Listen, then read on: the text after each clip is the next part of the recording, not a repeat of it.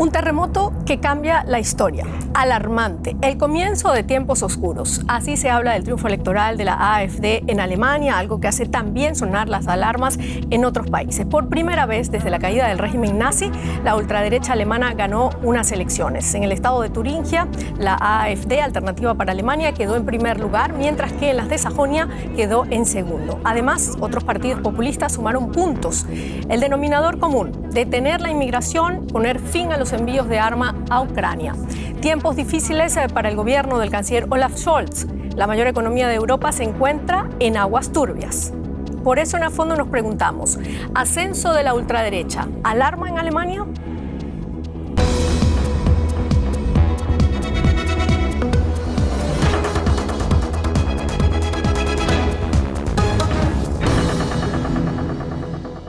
¿Qué tal? Bienvenidos. Mi nombre es Silvia Cabrera. Los saludo como siempre desde Berlín. Les presento de inmediato a nuestros invitados. Comenzamos con Azadeh Pechman. Es periodista, cubre política exterior y política de seguridad, así como el área de extremismo.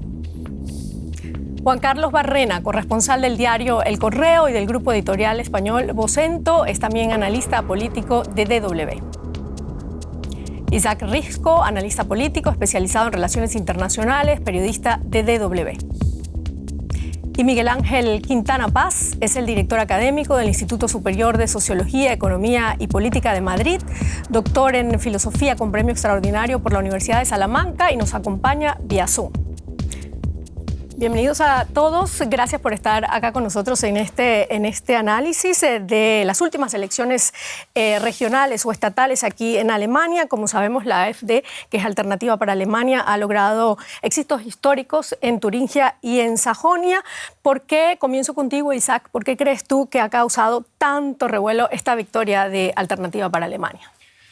Bueno, yo creo que tiene esas connotaciones históricas de las que ya hablabas. En este país, que la ultraderecha gane unas elecciones regionales es algo que tiene un peso muy grande por el propio peso de la historia. ¿No? Es la primera vez en la historia de la República Federal Alemana que un partido de ultraderecha, que es calificado en partes de este país como extremista, gana unas elecciones regionales. No es probable que no forme gobierno, que no sea parte del gobierno ni encabece un gobierno, pero ya el simbolismo es tremendo de por sí, ¿no?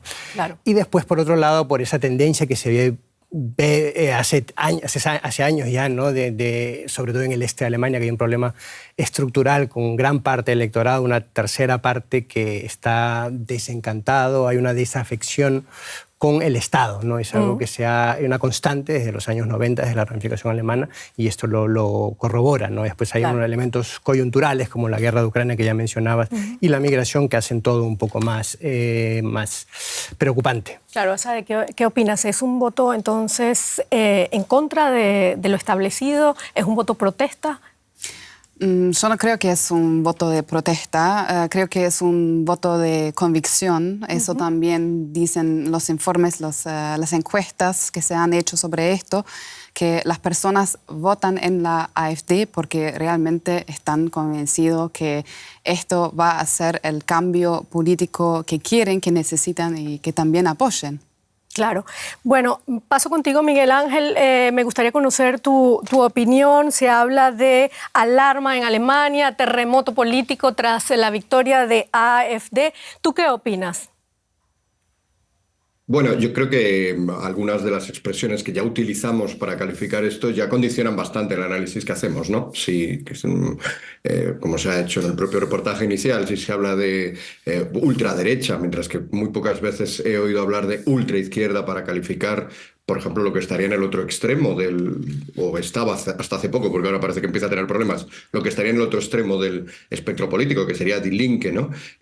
Bueno, pues ya calificamos de ultra, que ultra, pues al menos en español, pues suena un poco a esa gente un tanto belicosa que va a los campos de fútbol, que a veces incluso incurre en la violencia. Si utilizamos ese término, si además hablamos de terremoto, hablamos de alarma, hemos hecho ya en lo que llamamos el programa, que son unos pocos minutos, varias citas al nazismo. Bueno, pues obviamente todo ese contexto hace que sea muy difícil analizar la cosa con un mínimo de objetividad, ¿no? Con un mínimo de rigor. Yo creo que si queremos ir a eso, a la sustancia, lo que tenemos que comprobar es que hay ciertos consensos que hasta ahora existían y que es normal que se están rompiendo, es normal que cuando algo que lleva décadas existiendo se rompe, pues se produzca un cierto pánico, sobre todo por parte de algunos, ya sea pues porque se veían beneficiados por esa situación, ya sea porque tienen capacidad de analizar las nuevas tendencias. Esa nueva situación en la que estamos y esa ruptura de consensos básicamente consiste en que el eje extremo derecha o ultraderecha e izquierda, porque ya digo que nunca se dice ultraizquierda, ese eje yo creo que hoy en día se está cambiando por otro,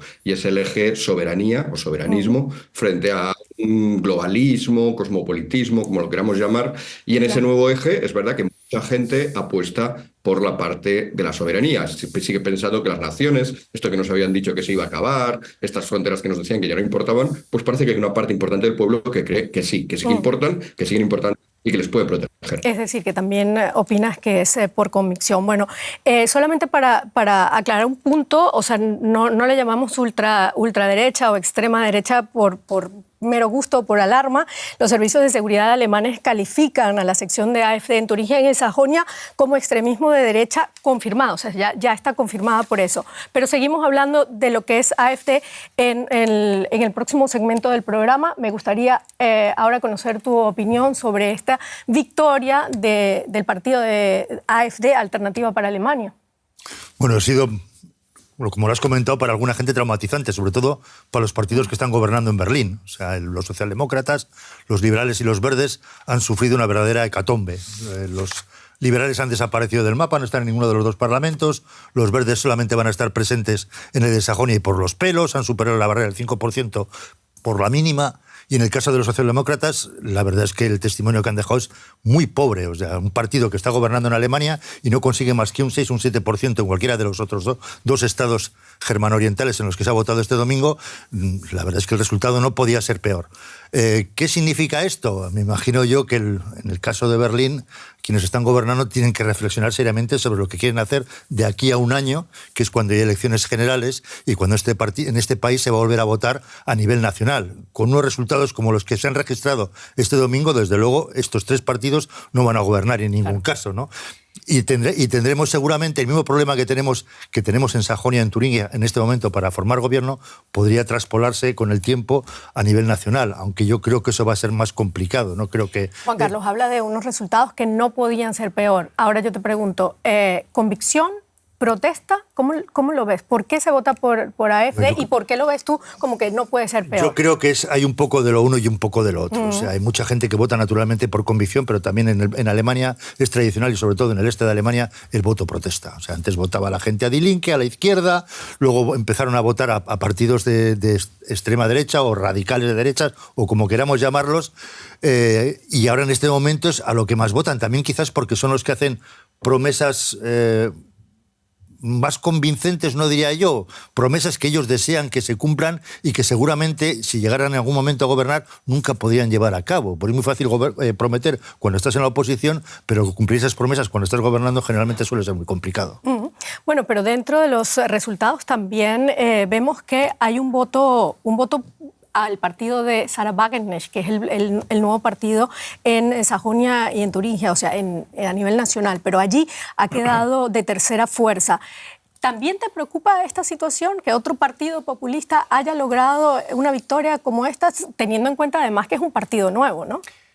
Sí, yo creo que eso también... yo estoy muy de acuerdo con lo que decía Juan Carlos. O sea, yo no creo que sea todo un voto de convicción, y creo que hay una gran parte de voto de protesta. O sea, yo creo que el voto siempre es heterogéneo, ¿no? Nunca es una cosa clara. Si bien es cierto que en este voto que tiene la AfD debe haber un voto de convicción de la ultraderecha, que creo que, por cierto, se le llama con razones fundamentadas aquí en Alemania, sí. Creo que hay gran parte de ese electorado que es un voto protesta. Yo creo que hay una tradición ya en la República Federal Alemana unificada de que hay un voto de protesta en el este, que ya lo decía él también, ¿no? Eso empezó en los 90 con el PDS, que era el partido heredero de la Alemania comunista. Tenía muchos apoyos tradicionalmente en los 90. Después ese apoyo se trasladó a Die Linke, que es el heredero del PDS, la fusión de la izquierda occidental con el PDS. Y ahora se trasladó a la AfD, y yo creo que hay gran parte de ese voto es un voto de protesta. Y ahora justamente con una se ha trasladado a este nuevo partido, al partido de Sara Wagenknecht, que es una figura que en la izquierda representaba todavía esa molestia, esa disconformidad con el sistema, un poco el voto antisistema. Y creo que ella justamente ha arrastrado ese voto protesta. Antes de las elecciones había un poco la especulación sobre si iba a quitarle los votos a la AfD. No, parece que no. La gran mayoría de votos que ella se ha llevado eran los votos que obtenía el partido de la izquierda, ¿no? Y ese, claro, yo creo que es un voto tradicionalmente de protesta con el sistema, con el Estado, con los partidos tradicionales. Creo que está ahí. Y sigue ahí, claro, y ese se lo ha llevado ella, ¿no? O sea, Miguel Ángel hablaba antes de las calificaciones a los distintos partidos, ¿no? Estamos ubicando a AfD, Alternativa para Alemania, como extrema radical, ultraderecha, derecha radical o ultraderecha, y en dónde se puede ubicar al partido de Sara Wagenknecht. Bueno, el partido de Sara Wagenknecht todavía es muy nueva, se ha fundado solamente hace un par de meses y se dice que es linkskonservativ, quiere decir conservador, pero al mismo tiempo de la izquierda. Quiere decir, en el área de la izquierda apoyan más, en el área de política social, por ejemplo, tienen más esas políticas de la izquierda, pero en áreas como migración, por ejemplo, son más a la derecha, digamos. Así que es una mixtura y hasta que hay cosas que tienen en común con la AfD, por ejemplo, cuando hablamos de migración o, por ejemplo, la política externa también, ¿no? Con Ucrania, por ejemplo. Y, bueno, la verdad que en estas elecciones también estos no fueron los temas importantes, por ejemplo, que se hablaron, especialmente sobre mandar armas a Ucrania, que el BSV está en contra. Pero también es parte de la verdad que esto no se decide ni en Sajonia ni en Turingia. Claro, o sea que podemos hablar de una izquierda conservadora. Sí. Es algo nuevo aquí en Alemania también, ¿no? Sí, muy nuevo. Claro. Miguel Ángel, ¿qué opinas tú al respecto? Estamos hablando de dos partidos que están quizás en los lados opuestos del espectro, ¿no? La izquierda conservadora y la extrema, la ultraderecha o la derecha radical, como tú le dices, y además tienen temas en común, ¿no?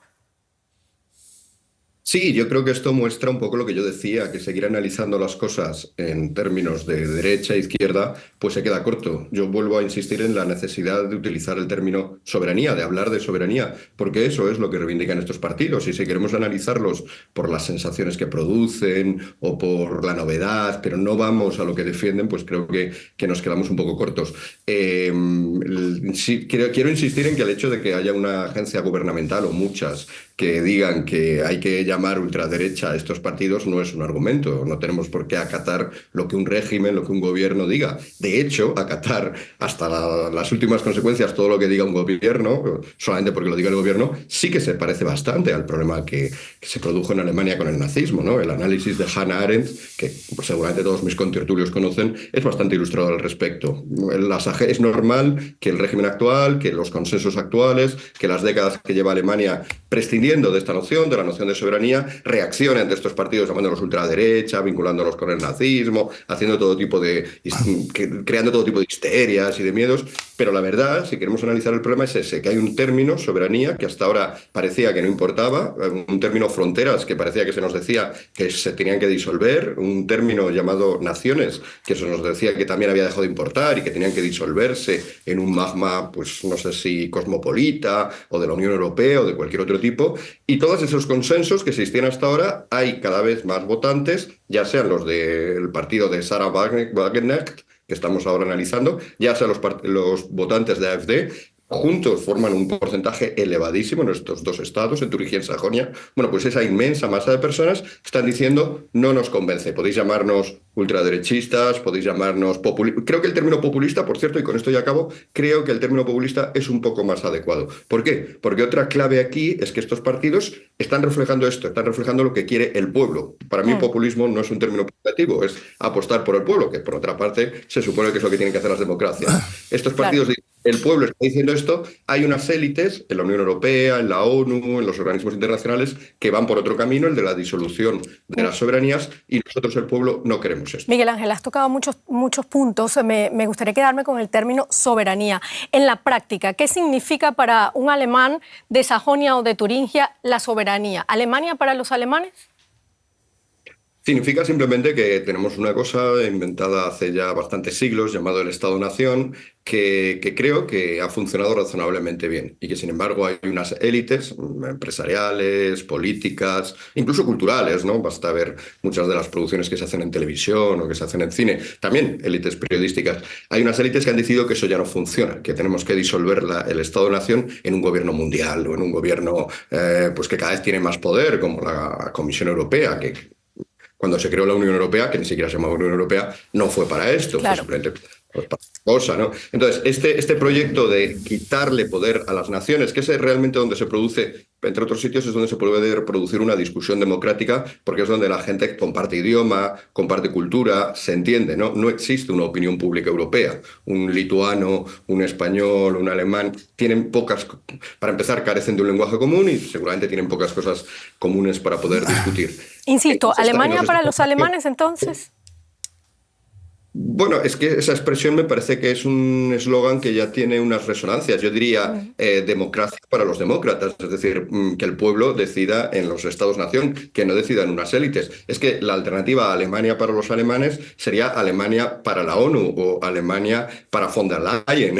Y eso sí que me parece que se asemeja bastante bien, bastante más a una obsesión, a una dictadura, que el hecho de que los alemanes voten lo que se hace en Alemania, los italianos voten lo que se hace en Italia, los húngaros voten lo que se hace en Hungría. Eso es lo que hasta ahora conocíamos como democracia. Juan Carlos, hablamos de soberanía, hablamos de también, bueno, un poco, yo insisto con el término Alemania para los alemanes, es un partido además anti-inmigración, está en contra de la guerra de Ucrania, además se le tilda o se le denuncia también de pro-Putin.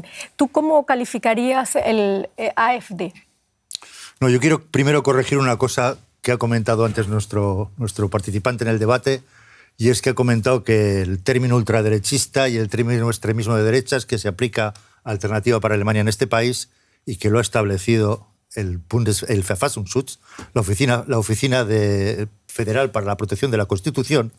Esto no es una agencia del gobierno, ni es una agencia independiente que trabaja por su cuenta. Esto es una institución pública alemana, independiente, que se preocupa de que la Constitución sea respetada y que sanciona a todo aquel que la viola o que intenta atentar contra ella.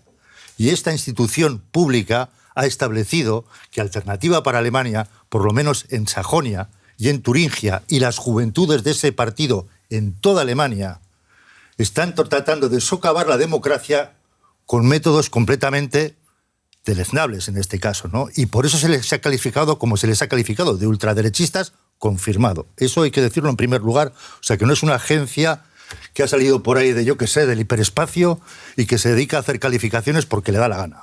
Esto es una institución o una institución pública que para eso está, para defender la Constitución alemana, en este caso. Déjame que te interrumpa antes de que sigas, porque me gustaría también conocer tu posición al respecto como alemana. Bueno, yo estoy de acuerdo con lo que vos dijiste y también quiero añadir que no hay una élite de periodistas que quiere un gobierno mundial y que quiere acabar con el Estado Nacional, porque eso también se ha dicho y esto no es correcto, esto quería corregir también.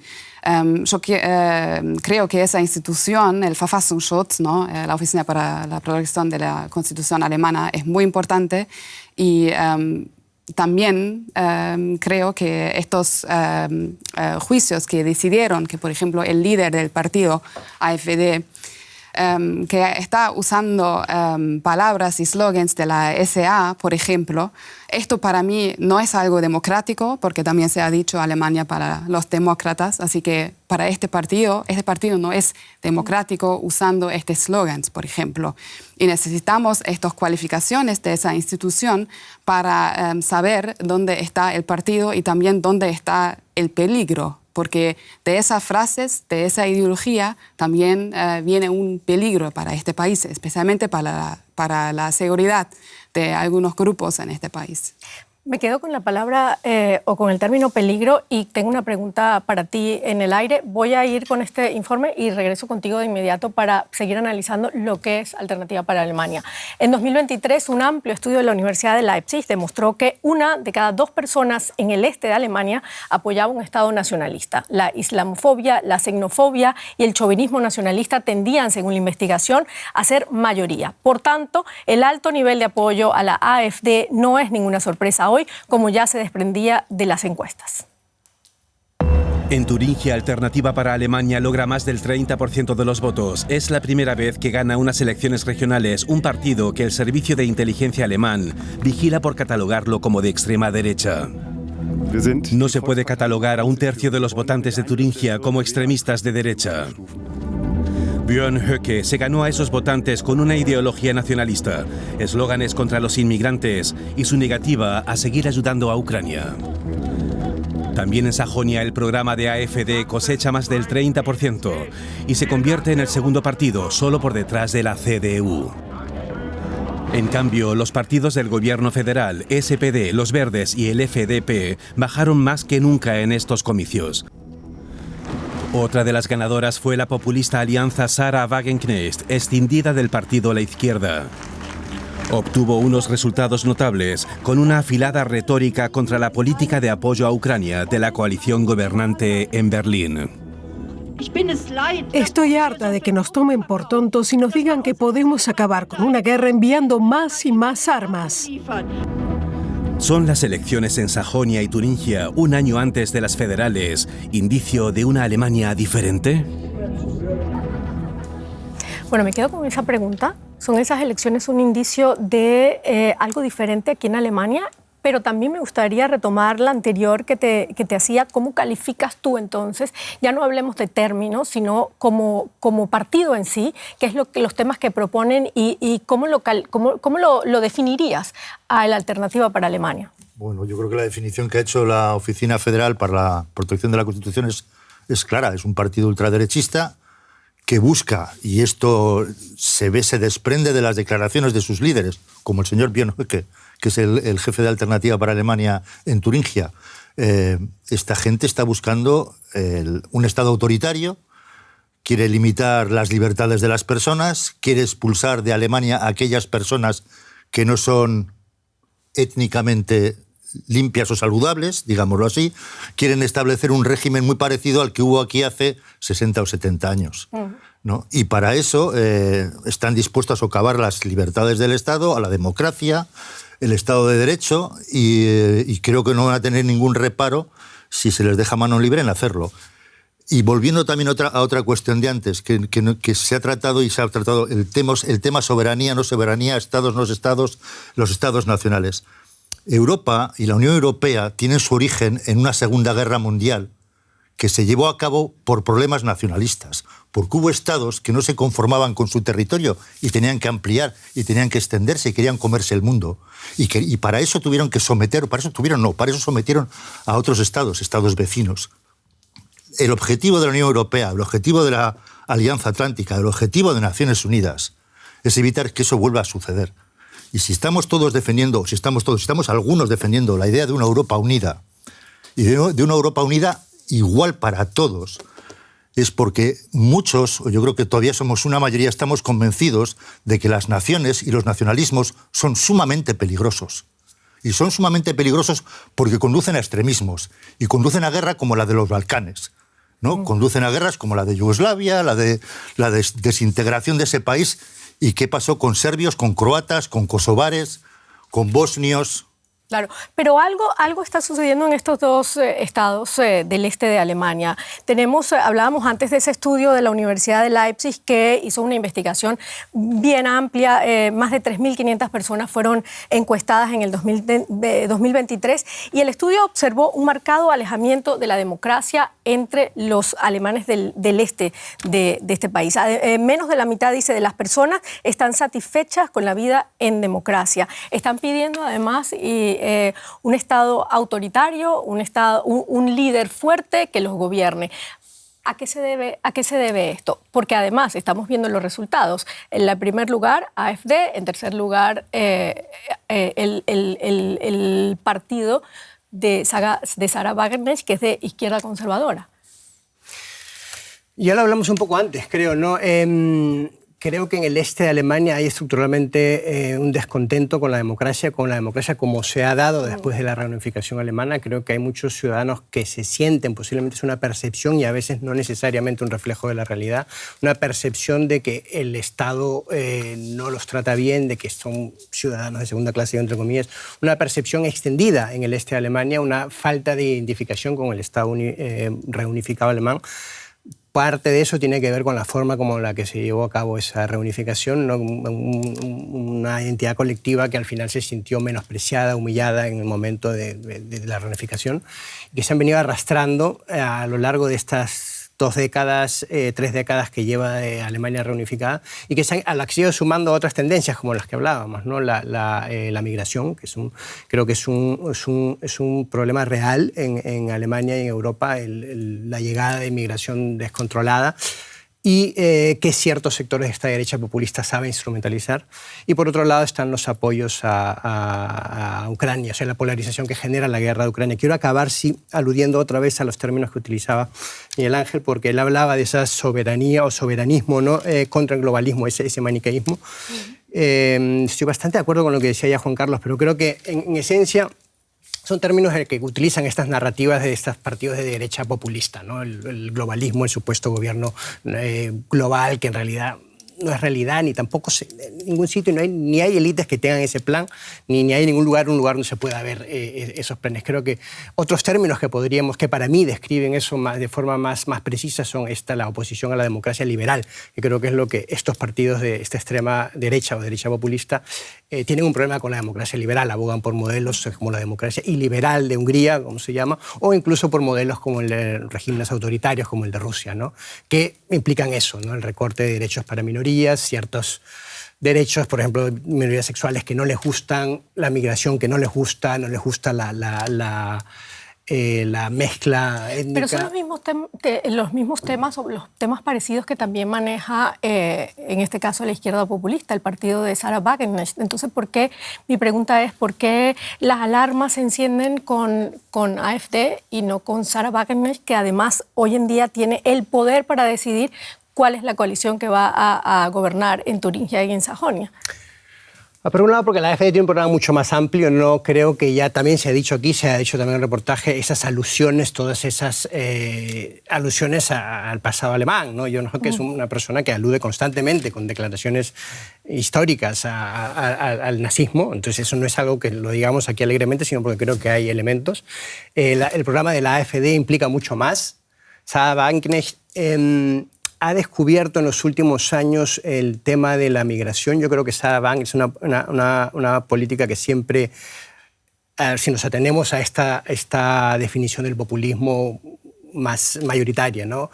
Que hace propuestas no realistas. Siempre los programas o las ideas que ha defendido siempre Sarah Wagenknecht no son realizables en la práctica.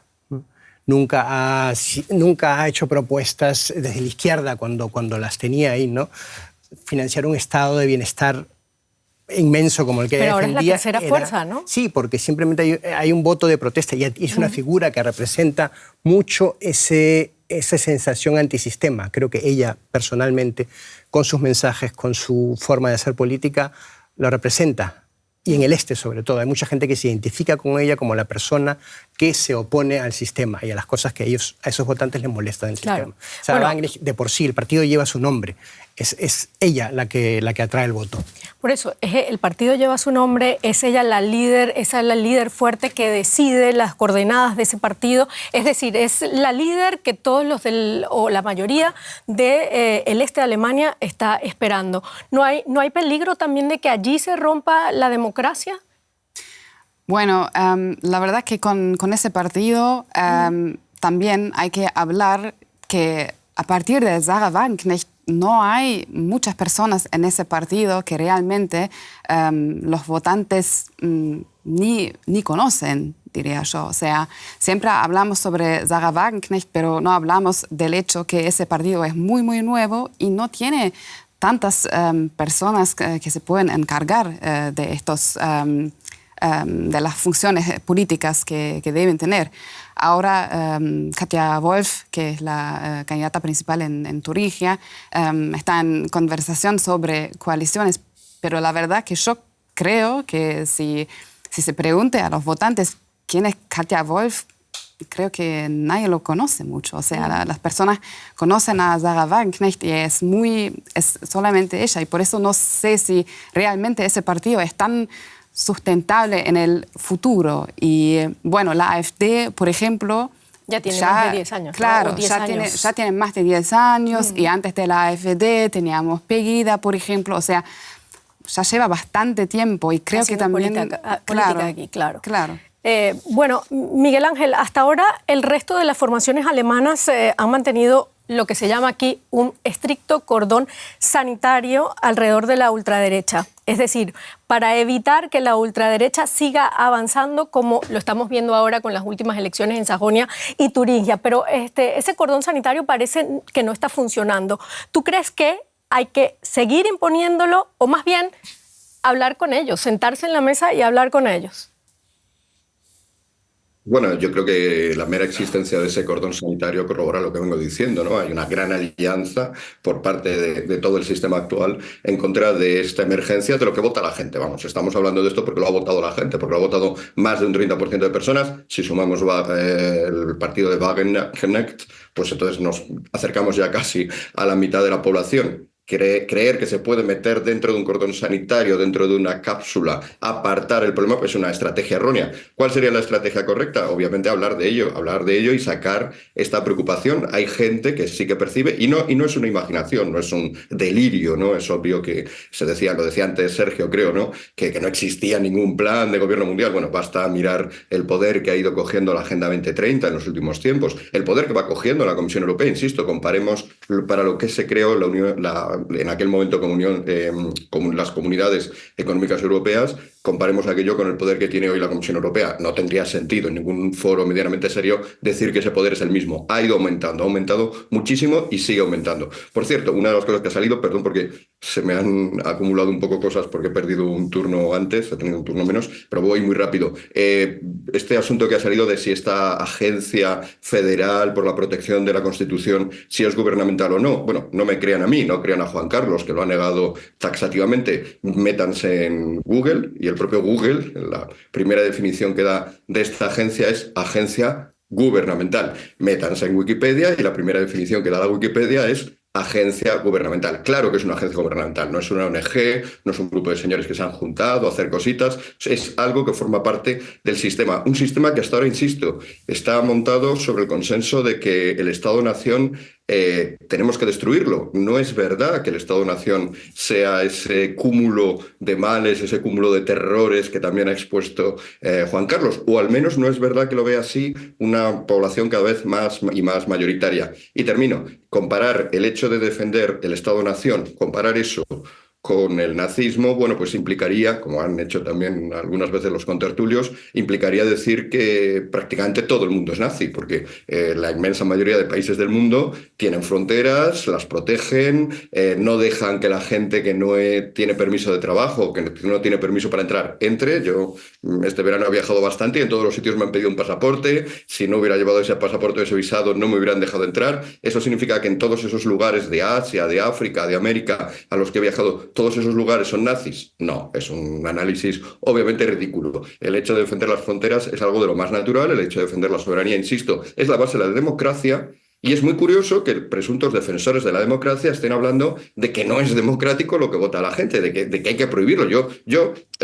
También se ha dicho que estos partidos representan un riesgo, una amenaza, que hay grupos que tienen miedo. Bueno, pues si realmente estos partidos amenazan, eso es un delito en Alemania. Acúseseles, bueno, lléveseles a juicio, claro, y prohíbanse esos partidos. Sí, sería muy paradójico. Estamos claros ya entonces que estamos hablando de un organismo gubernamental al que hay que acatar, ¿no? O sea, no pasarle por encima a un organismo gubernamental sería un poco de rebeldía, ¿no? No toda palabra que sale del gobierno debe ser acatada. Eso es un principio precisamente totalitario. Podemos perfectamente desde nuestra razón, yo reivindico aquí la Ilustración, la Aufklärung, que tiene eximios representantes en Alemania, podemos perfectamente desde nuestra razón. Kant, de hecho, un alemán de pro, insiste en que la Ilustración, la razón, es no acatar todo lo que te digan otros tutores, ya sean gobernantes, ya sean clérigos, ya sea lo que sea. No tenemos por qué acatar ese análisis para ponerle punto y seguir avanzando. Esto no se trata de algo que dice algún ente gubernamental y ya, ¿no? Esto es una ley prácticamente, ¿o no? Disculpa, o sea, hablar de AfD como un partido de extrema derecha es una ley en Alemania, ¿no? Sí. No es algo que alguien se para y dice, bueno, de ahora en adelante lo vamos a llamar así y ya, ¿no? No, sí, hay una base para eso. Vamos a seguir. El deseo de una política de inmigración diferente y la preocupación por la seguridad aquí en Alemania, tanto interna como externamente, han sido factores decisivos para el éxito electoral de AfD. A ellos se suman las numerosas disputas en el seno del gobierno de coalición y el debilitamiento de la economía. Mucha gente está descontenta y pide un cambio en la política alemana. Lo que espero es que haya un cambio político, que algo cambie aquí. Que les bajen los humos a todos esos políticos arrogantes, tan seguros de sí mismos. La migración, vienen demasiados. Quiero seguridad y que la economía sea más estable. Va de mal en peor. Se espera que la economía alemana vuelva a entrar en recesión este año. Los economistas creen que votar a la xenófoba AfD sería fatídico, porque ya falta mano de obra cualificada, también en la empresa tecnológica Jenoptik de Turingia. Los de Turingia somos gente creativa, pero no podremos hacerlo todos solos. Necesitamos personas de otras partes del mundo, como Petram Gaikwad, que llegó de la India. La verdad es que me inquieta mucho la deriva de este partido. Mi familia también está preocupada. Leen las noticias y siempre son espantosas. Alemania, la que fuera la locomotora de Europa, ¿está perdiendo estabilidad política y económica? Asade, me quedo con esa pregunta para ti. ¿Está perdiendo Alemania fuerza? ¿Se está viendo un cambio en el sistema político alemán?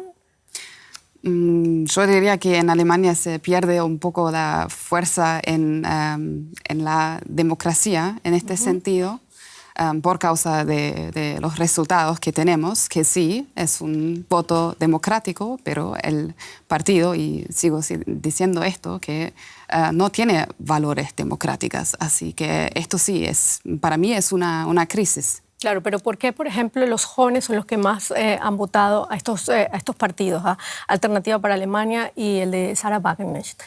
Bueno, el partido de la AfD y también el partido de Sarah Wagenknecht son muy, muy buenos en las redes sociales, especialmente en TikTok. Hay también estudios sobre esto, que especialmente a la audiencia joven se muestra el algoritmo, mucho más videos de la AfD y de Sarah Wagenknecht que de otros partidos. Y también hay que decir que la AfD entiende muy bien manejar las redes sociales en comparación con los partidos de la SPD, los Verdes y la CDU, por ejemplo, que entendieron muy, muy tarde que esas redes son muy importantes para establecer una relación con la audiencia joven también. Claro, bueno, entre los partidos tradicionales podemos ver acá que los socialdemócratas, por ejemplo, en Turingia tuvieron 1.1, que es el partido gobernante, y en Sajonia 7.3. En Sajonia 7.3 y en Turingia 6.1, perdón, corrijo.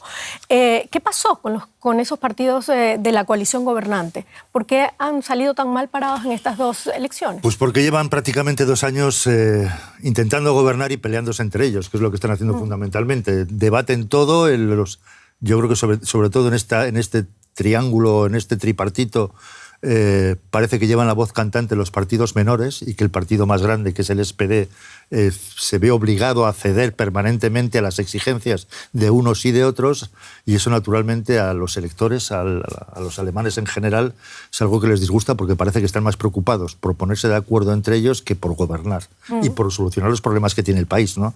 Ahora están súper acuciados por el tema de la inmigración, tras el asesinato reciente en Solingen, el atentado con 3 muertos, quieren resolver en 4 días lo que no han resuelto en 2 años, ¿no?